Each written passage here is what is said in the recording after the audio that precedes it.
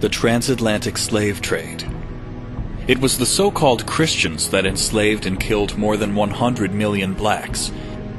The early presidents owned several slaves and justified their evil actions using the Bible. And that servant, which knew his Lord's will,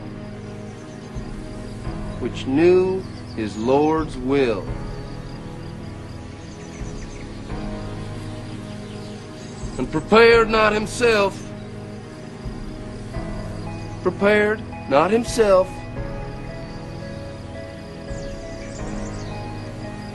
neither did according to his will, shall be beaten with many stripes. Did you hear that? Stripes. That nigga that don't obey his Lord, that's his master, do you see? That there nigga shall be beaten with many stripes. Now many signifies a great many. 40, 100, 150 lashes.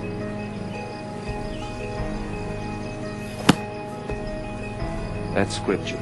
The Lord said, the fear of ye and the dread of ye shall be on every beast of the earth.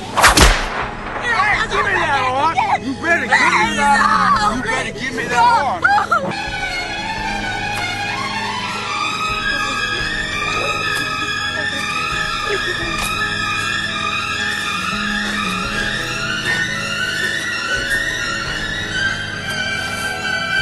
After this, we'll see if you break eggs again. The transatlantic slave trade began around the mid-15th century, where Portuguese interests in Africa moved away from the fabled deposits of gold to a much more readily available commodity, slaves.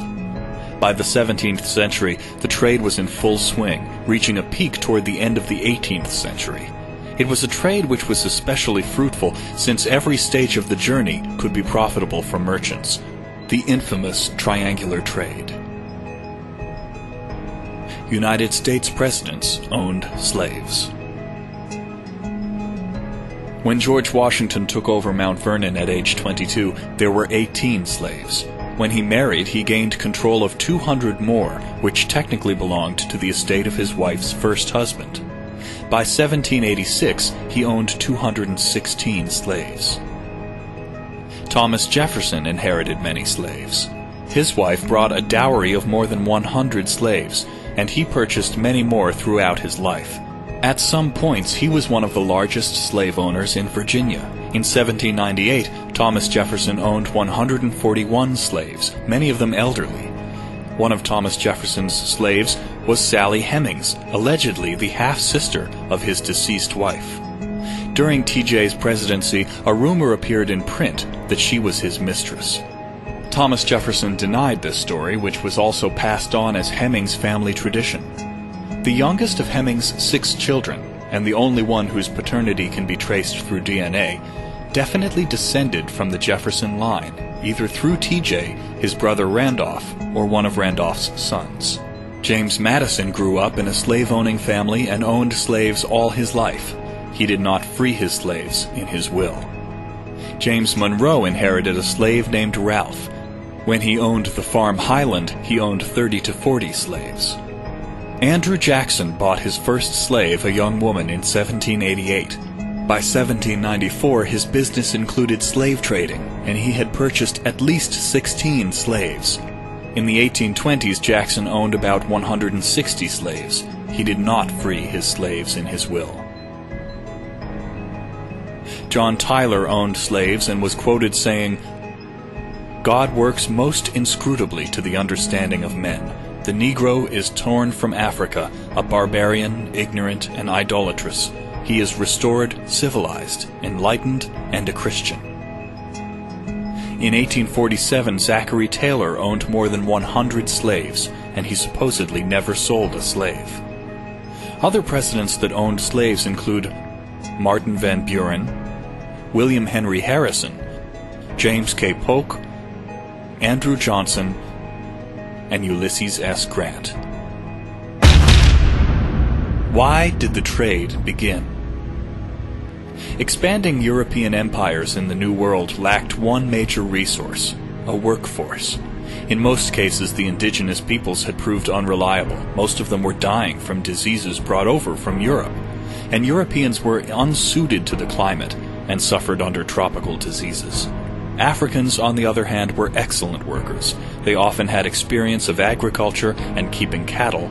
They were used to a tropical climate, resistant to tropical diseases, and they could be worked very hard on plantations or in mines.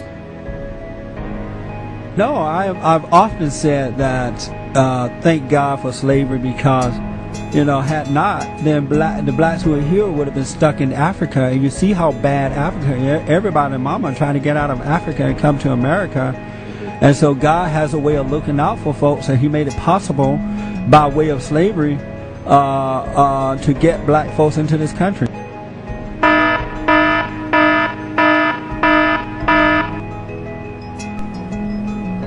Christianity has been misused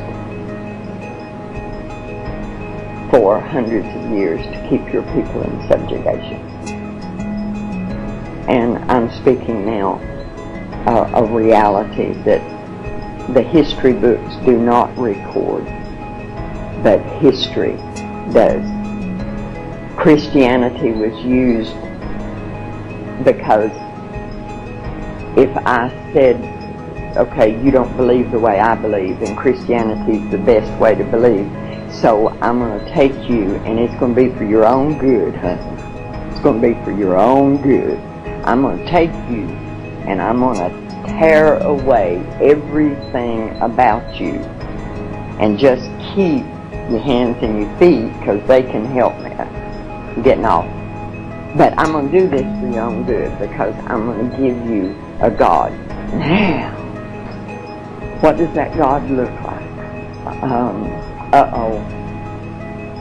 The reality of it is, when He came here, He didn't look like me. So what am I going to do about that? I'm going to make Him look like me.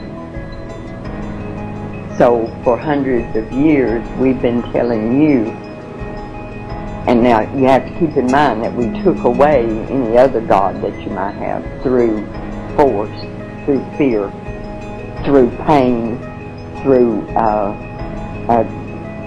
any means necessary. So now I'm going to give you a God, but I'm going to do that in a way that is going to further me. So I'm going to give you a God that looks like me, so that when you bow down to that God, you're bowing down to me. Because the reality is, and see, this is something that bothered me when I left the church out of frustration, because I wasn't hearing these things. Because the Bible tells us what Jesus looked like when He walked here. The Bible tells us what He's going to look like when He comes back. We have taken that and changed it. We've given your people a God that looks like me, so that you don't have any qualm about bowing down to me. See, because this is the image of God. I don't know of any sin that we've committed that's greater than that one. And we did it with the Bible in our hands when we were beating your ancestors for looking at us eye to eye. And we're quoting to them from the Scripture. Even if we allowed them to have their own ministers, which there wasn't many of, because we didn't allow them to read. But if we said, okay, you can have your church. This is my plantation. I'm going to do what I want with it. You can have your church. But then spies were sent. And those spies would stand outside the church, and that man would be beaten, perhaps killed, if he preached anything other than 3 sermons.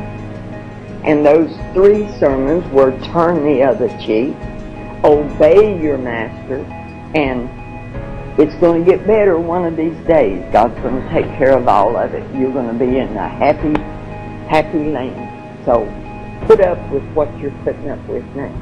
And we made your people preach that to your people. And it's still being done. It's still being done. Those are the sermons that your people hear. Those sermons are what causes your people to comfort me when I do something that's wrong.